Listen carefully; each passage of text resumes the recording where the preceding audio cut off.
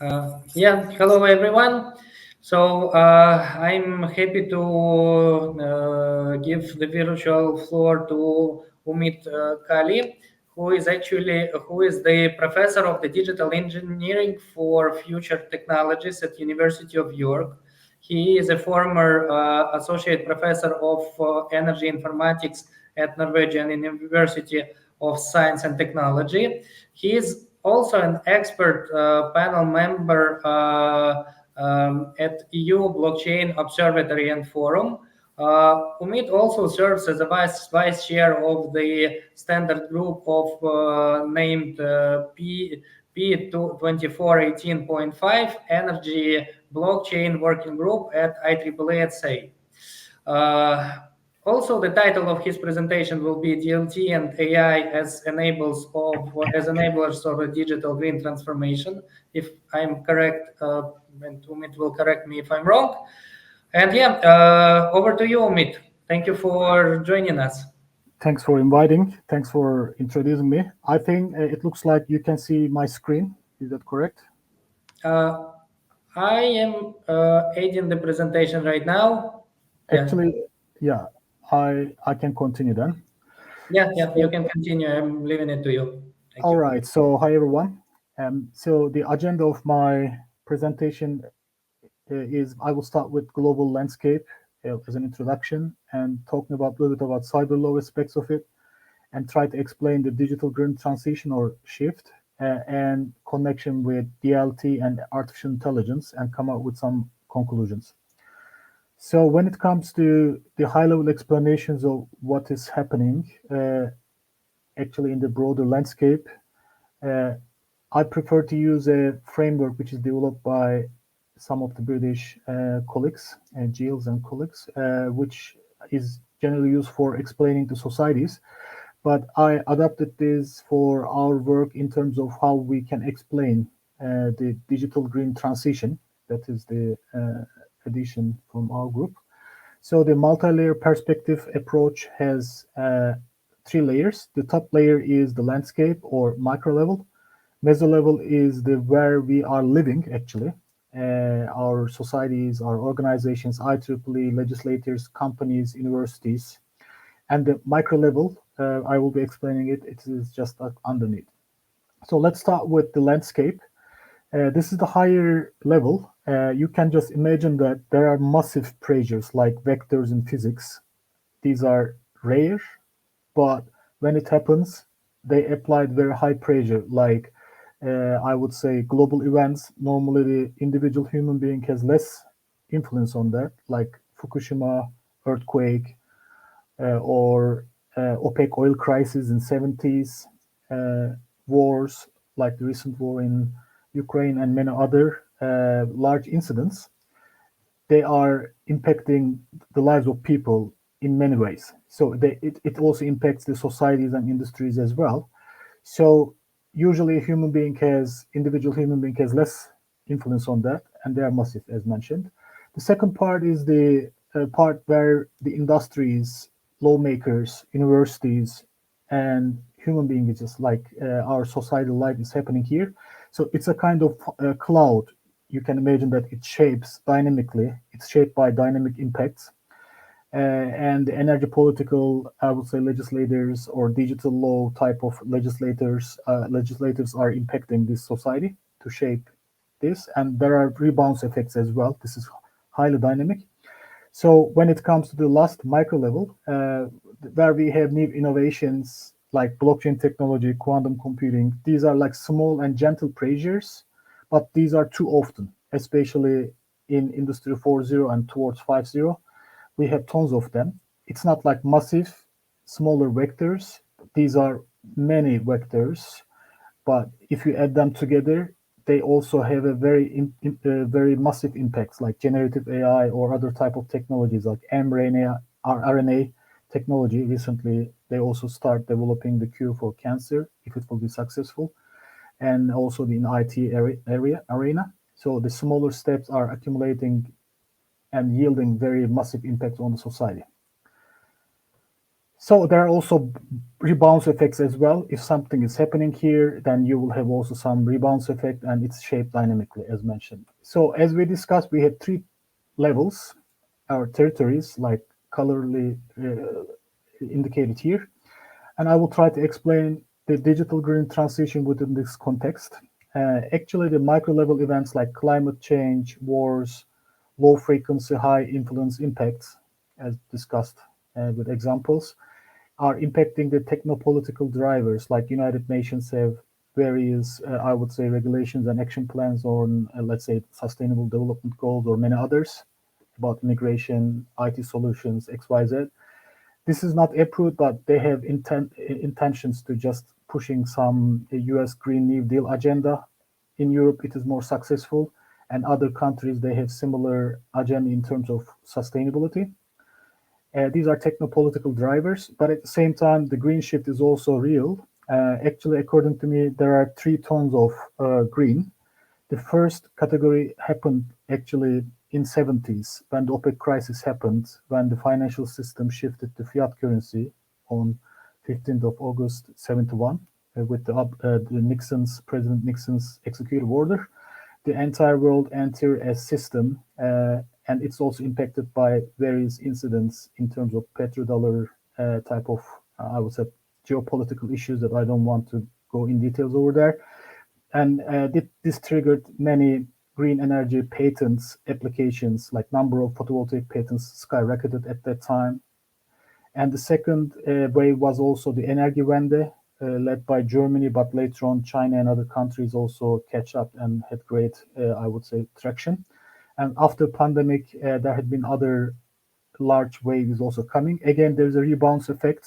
That means if there are some crises like wars impacting the sustainable development in Europe, let's say if the agendas for the governments are changing and the definitions of green energy is also changing, like nuclear can also be counted as green energy and all this foundational stuff is also shifted, then that means this is a very dynamic impact as well. So the other part is, I would say, the digital shift, which is also impacted by the industrial revolutions. I would just pick two of them.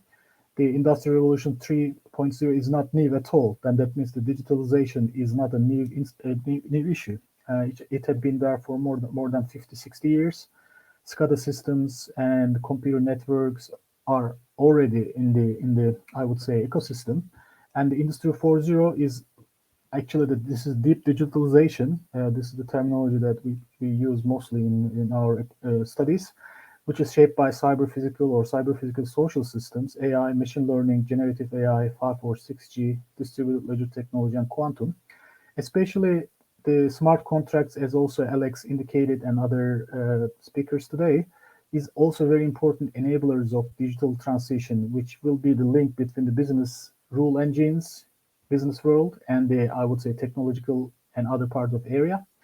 And new legislative framework supposed to be done or proceeded by European Union or national law in order to just make the cyber contracts more legally interoperable. So when it comes to, I would say, the economies or markets, I think blue ocean market was known. It is basically a new market, which is like defined by less competitive markets, started from blue sky type of ideas. Let's say Airbnb or Uber had been just in blue ocean market in the beginning, but right now in the purple territory because there are other players like Bold and other companies which are pushing to such kind of areas or business sectors to the red ocean markets where the competition is very high and bloody. But I'm referring to the green ocean markets where the sustainability in any terms, it can be energy or ESGs or different type of stuff, is also impacted by environmental, social, economic, and security type of impacts, most importantly, innovation. But I need to just warn that even though we are discussing here the digital green shift and new potential markets, it can also be a next big bubble, which also consists of risk and just related. Such risks might be also related to the greenwashing as well. Therefore, we should be also very careful in terms of which use cases, which hypes are real and which hypes are not real. But this is real and existing, and it's upcoming. There will be new opportunities, and most of them they will be shared with decarbonization and digitalization and digital green shift actually type of incidents. So as previously discussed, I think you also discussed previously in the morning as well. He also put Industry 5.0 here with metaverse. But more or less, we have like impacts of digitalization. This is the first wave of digitalization, and second wave of digitalization, which is deep digitalization. But decarbonization have also earlier track records, which is also coming from the first industrial revolution using the coal or such kind of stuff. And later on, step by step, people try to just get rid of the environmentally polluting, I would say, materials, but still the mass production and electricity generation are still there, but transformed. Therefore, all these intersections or interactions are shaping the digital green shift or transition. There are many things to explain it, but because of the lack of time, I just skipped the basic introduction to this topic. Uh, I usually define the energy or different type of sectors as cyber, physical, social layers. The physical layer is anything that you can see physically, the analog world, electricity itself, AC or DC, is physical, unless it is converted to zero and ones. This is called digitization with electric meters and sensors. Then we enter to the new territory, which is green here. So the telecommunication or communication layer is responsible to transmit the signals from point A to point B. We have hundreds of thousands of protocols in telecommunication. Fiber optic 6G is also coming right now from one edge to another edge. And layer number 5 is the most important layer of this presentation, which is information and data layer, where blockchain and AI and quantum computing is playing a role here. And depending on of the sector, of course, optimization, control, optimization, and operation layers are embedded to here. When it comes to energy markets, we have social layer, energy economics is here, and the profitability of the markets or enterprises is here as well. You have an investment, it can be cyber or physical investment. Cyber investment can be digitalization investment using blockchain technology or different type of AI technologies. You need to spend time and money on it.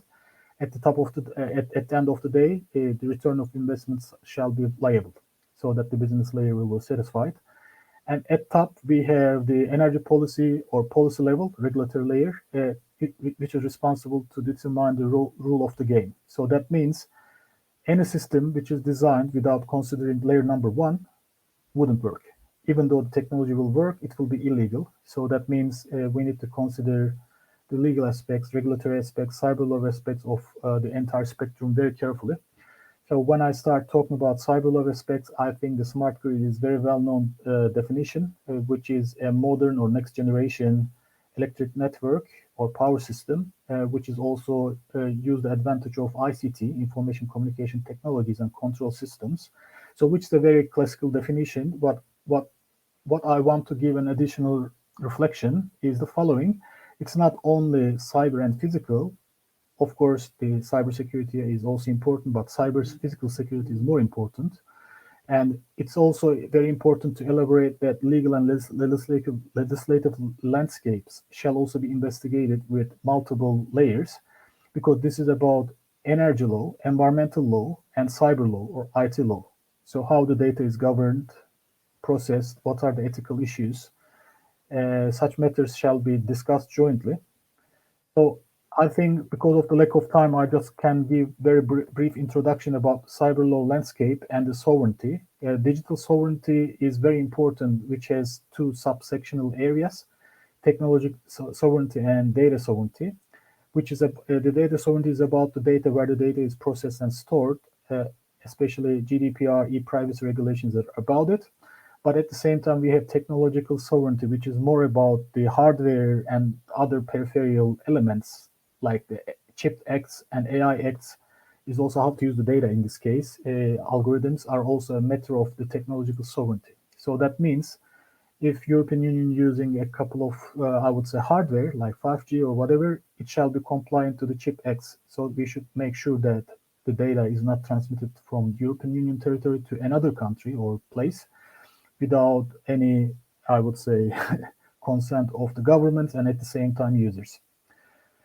So, if we would like to give an overview about the European cyber law landscape, it's not limited with this one, but it doesn't start also in 2013. But very important landscape step was the EU cybersecurity strategy was there, and digital single market is also developed here in order to achieve the harmonization between the member states, 27 member states, and also peripheral area later on. And there are some ID, I would say, an electronic wallet or different type of applications or just frameworks had been under the guarantee of such, I would say, legislative framework like GDPR, PR, and NIS directive, which is responsible for information and network security.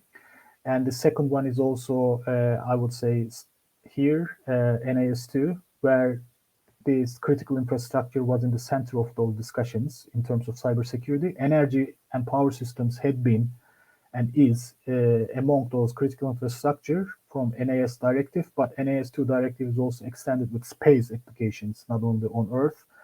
Especially the digital sovereignty discussions are also very important in anywhere. Like Starlink is also impacting, and the owner of the Starlink, international politics and sovereignty as well, the physical sovereignty. I don't want to go into that detail, but I think you are very well aware of the recent discussions in the last 4 to 6 months.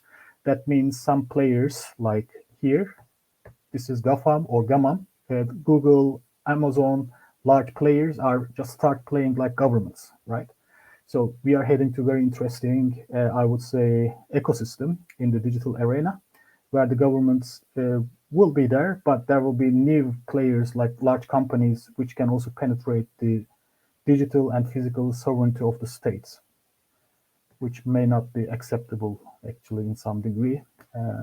Of course, we have some driver technologies, the artificial intelligence and the use of an energy field. In the last 20 years, I had the privilege to apply many of those, including my PhD and work in the Fraunhofer Institute and later on in the United States.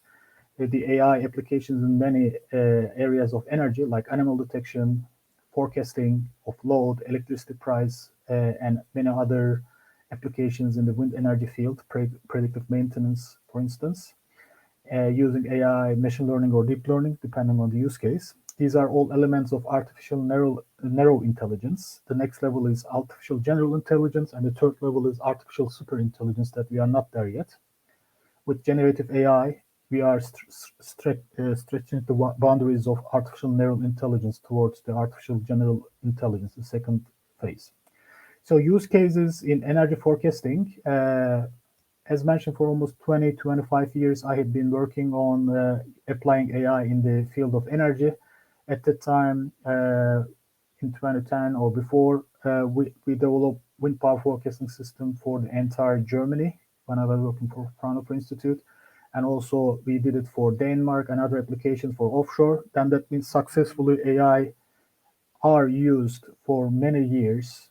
I'm not the only guy, of course, using AI in energy field. There are tons of other research institutions, companies, but these are just selected examples about the past work. We can use AI algorithms to also make more benefit on the energy markets in Nord Pool, the Scandinavian energy markets, or we can use new generation artificial intelligence like explainable AI to have better electricity load forecasting for, let's say, the Oslo and regional forecasting or many other applications, which gives us opportunity to make better, I would say, predictions, because this gives us the insights, additional information of the input data.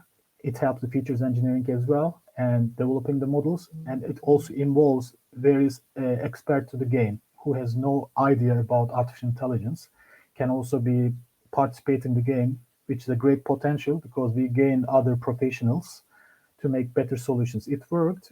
For Norwegian case, we use real data and we forecasted considerably well in comparison to even some commercial, I would say, products.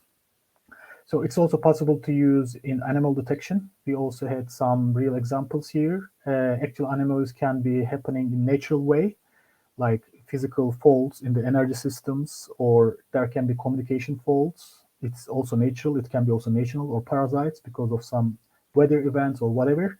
But the faults also can also be mimicked by using artificial intelligence. So it's a kind of very sophisticated way of attacking the critical infrastructure. So that means it shall also be just investigated and also mimicked. These are just classical ways of cybersecurity incidents, which might be like a case for any type of industrial systems or OT and IT systems.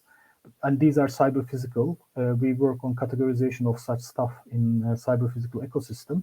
And also it can also be just identified, like the anomalies can be detected using, let's say, artificial intelligence or bundle of artificial intelligence, more algorithms. And in our experiments, we saw that LSTM and BiLSTM and CLSTM are very simple algorithms, but surprisingly very functional in detecting the anomalies in Pacer measurement units. These are the measurement units which measures the voltage levels and different type of, I would say, physical analog measures of power systems in milliseconds in a very precise manner. So we are able to identify the anomalies very successfully. But adversarial attacks based on, I would say, artificial intelligence can also be just used from the cyber attackers, or cyber physical attackers, to manipulate, let's say, forecasting algorithms or animal detection, like we discussed before. That means the first set of AI algorithm is just responsible for forecasting or animal detection, like in previous example, and the second set of AI is also just responsible to attack the system, and the third one can also mitigating it. So it's a kind of battle between AI algorithms. We also develop some test beds here.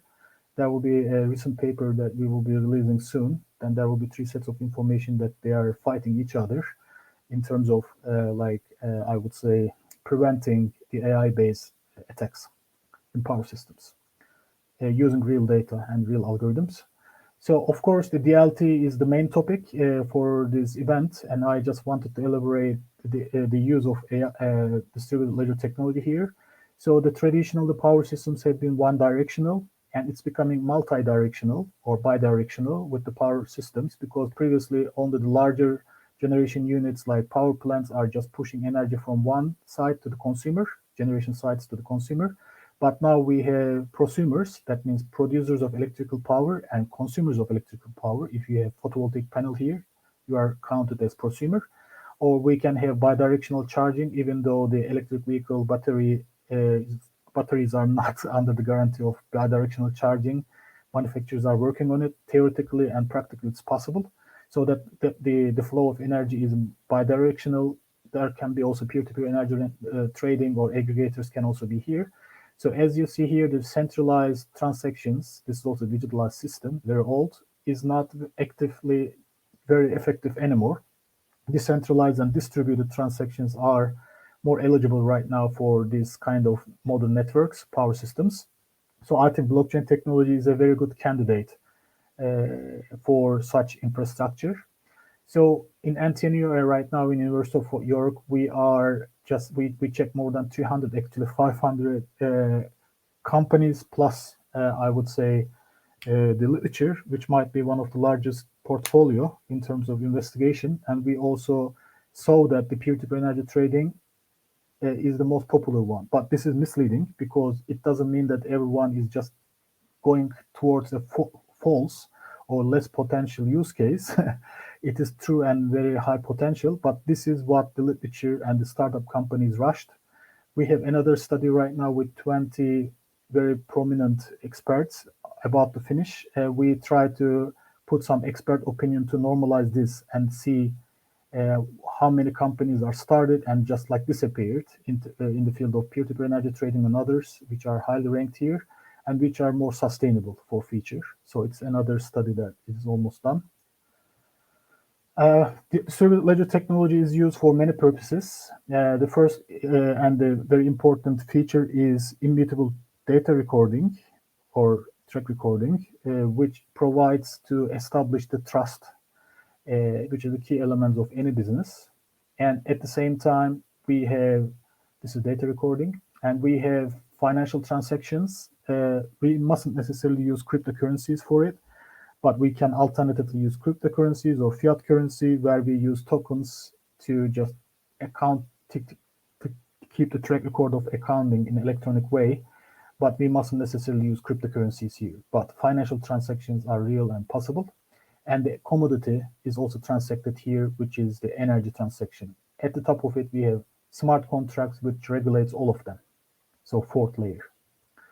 So if we just color code them with data recording, basic principle of AI, distributed ledger technology, financial transactions, commodity transactions, where the commodity is energy here, or derivatives of energy, which is certificates, renewable energy certificates.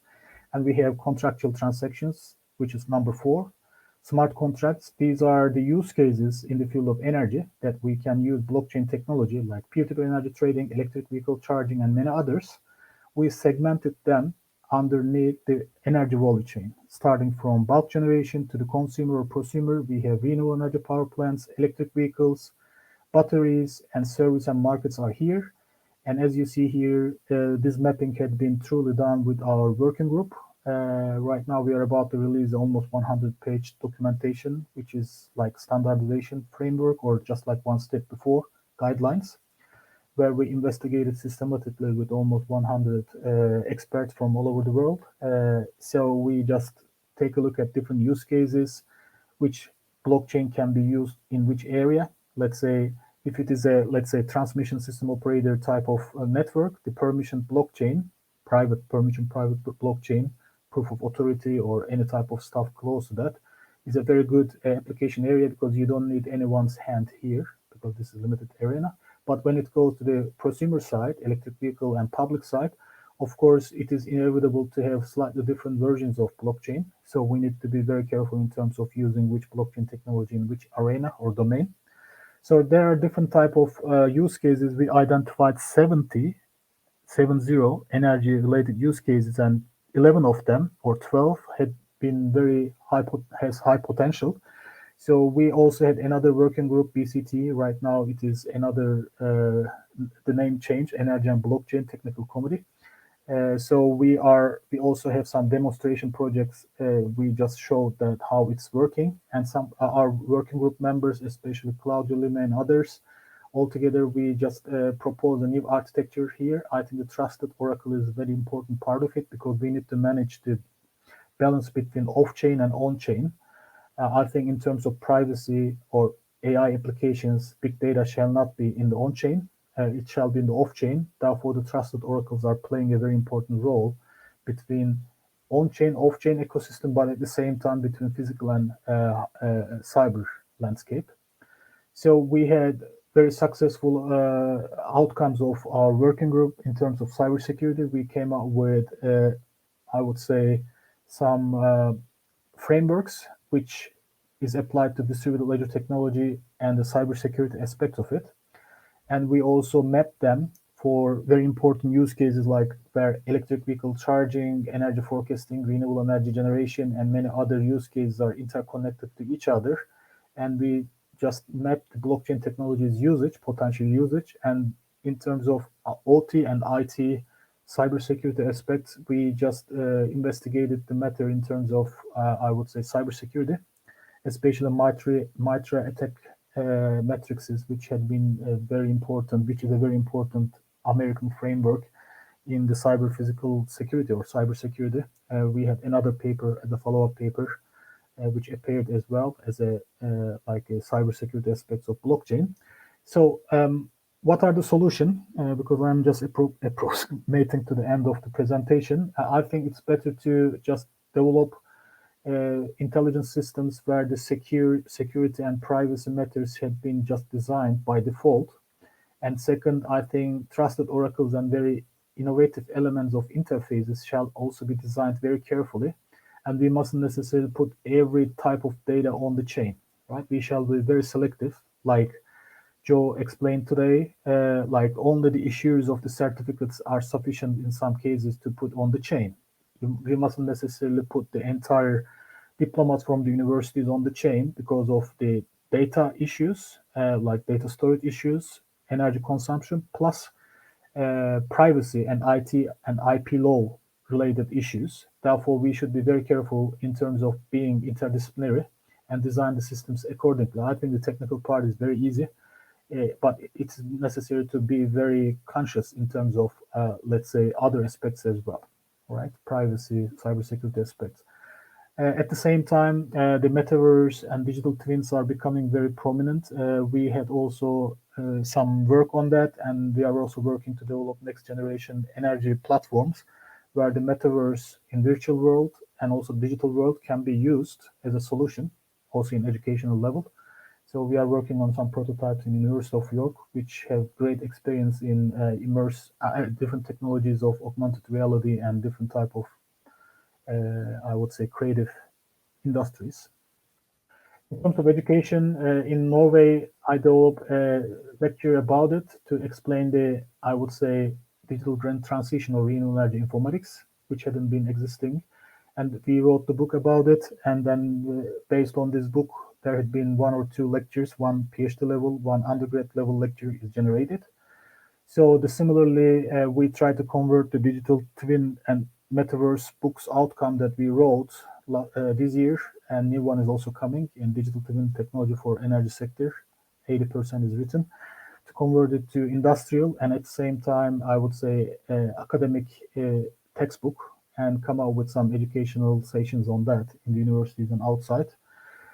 As a conclusion, I think the tournament is almost done. I think it's evident that COVID-19 accelerated the transition to the full digital economies, and digital economies and markets are open targets for cyber attacks that we should be very careful.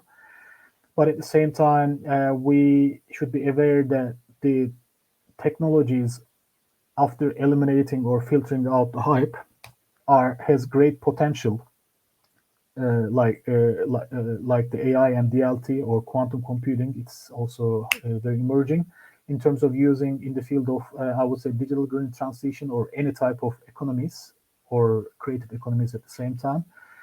Standards are still pending. There are great efforts, but we still need probably a couple of decades that we will have standards for metaverse, AI, DLT in more broader aspects. But I think the efforts of all the colleagues that I'm also a member of some of the working groups, as Sergey mentioned, we are doing our best in order to serve this global target. And I think the legislative and cyber law aspects of such technological, I would say, frameworks shall also be investigated in terms of digital privacy, data privacy or protection, cybersecurity, and ethical matters jointly. And the lawmakers supposed to develop solutions with small or large companies. And at the same time, these large companies shouldn't dominate the entire market. We are proposing distributed ledger technology as a democratized solution, but what if it will be under control of a very large governmental organization or company? So the impact will be just the opposite. So that means the policymakers supposed to be very good gatekeepers to clean the territory for future references. Thanks a lot. If there will be some questions, I will be happy to try to answer them. Umit, thank you so much for the great presentation. Basically, we have a lot of questions. I can say that, but yeah, we are a little bit limited in time, so probably we will start focusing on the main ones. So one of the most there is one question from the audience. Does Energy TLT allow organizing the operation of the energy market in real time or at the microgrid or nanogrid level? Yes, good question. Actually, it's also a matter of reaction times or TPS values. If we go to more technical details, transmission per second or throughput values. So it's also related to which type of consensus mechanism is used. Like proof of authority, let's say if we use proof of authority, let's say in higher levels of hierarchy, I will try to go back to one of the slides, which might be useful. Let's say here. So that means if we need milliseconds response, right? And if we just use a public DLT, it wouldn't work here, right? Because the reaction time will be very long and costly. But if you use a private blockchain, permission blockchain like proof of authority, it is lightweight, less energy consumption, and TPS values are extremely good. So in such, I would say, applications, we investigated in working group in a very detailed manner, and we mapped also the applications as well. It works, but we should be very conscious where to use which technology and what is the reaction time of each and every use case or sub use case. It is possible, but we should design very carefully. Well, thank you so much for the response. Please let us know if there are any follow-up questions to this response. And at that time, I will ask the questions we have. So basically, it will be like a high-level question. So currently, Ukraine is in the state of a war conflict, and basically, the energy infrastructure is getting affected by this.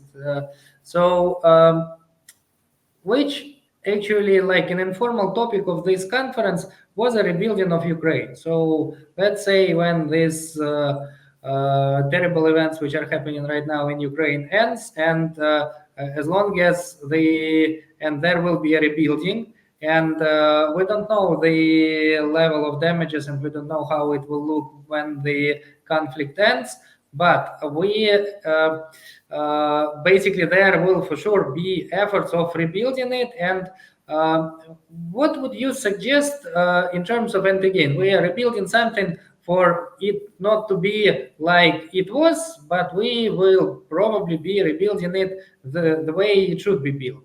And there are different levels of complexity of, you were saying about 70 use cases. Depend on the based on the level of complexity, what do you think should be the starting points for Ukraine to start considering in terms of digitalization of this process, and kind of rebuilding the energy ecosystem properly? Okay. We all wish for the peace as early as possible and as soon as possible. So I think there are different layers of, I would say, reconciliation processes which can be done to recover after war. I would prefer to give a broader answer, which will not only cover energy.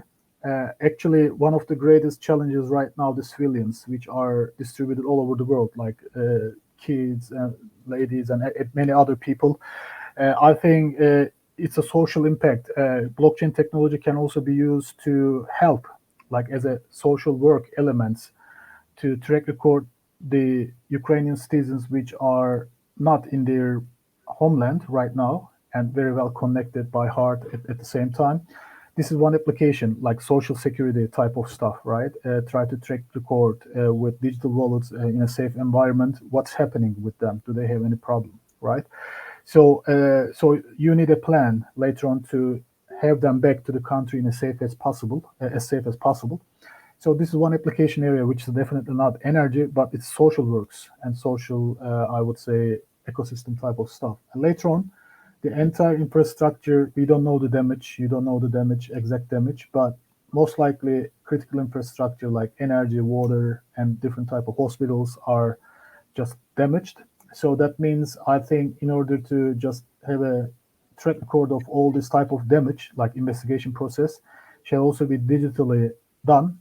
Blockchain technology is one of the examples. Not necessarily we don't push any single technology, but blockchain technology can also potentially be used for that. And later on, which I would say construction companies in a fair way to eliminate, I would say, corruption and such kind of stuff, or this is everywhere, right, in business.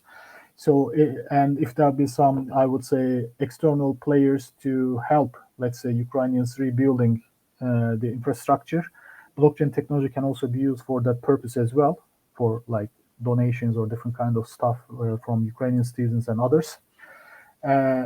When it comes to blockchain technology usage in energy, of course, under this reconciliation of critical infrastructure, it also can be used, I would say, to manage, I would say, track record of what is needed, what shall be done, and giving priority. Of course, blockchain technology is not used for priority. Optimization algorithms and AI can be used for it, and then later on, just like locate the needed resources step by step. And if you would like to build a next generation energy infrastructure, everything is bad in war, but sometimes if you would like to come up with the state of the art system after, I would say, having such kind of damage, it can also be an advantage in future.